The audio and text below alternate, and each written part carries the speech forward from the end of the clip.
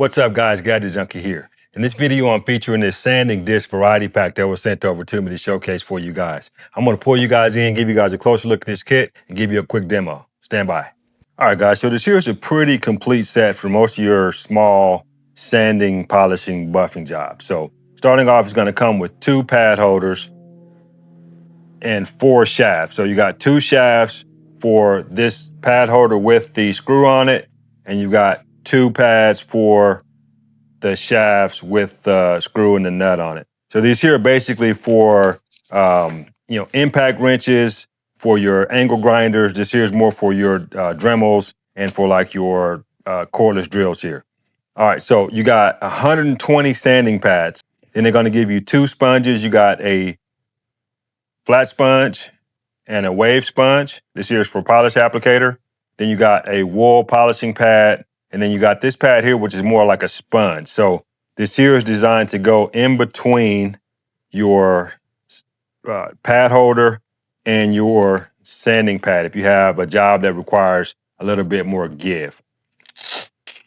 To set this up, we're going to put this here on the DeWalt drill here. So we're going to screw this guy here in, give it a good tug, put it in the DeWalt, tighten it down, tighten this up, and then it's ready to go.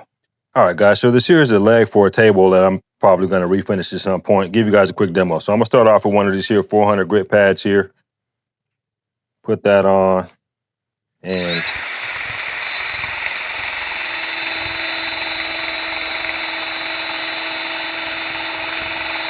pulls that varnish right off of there.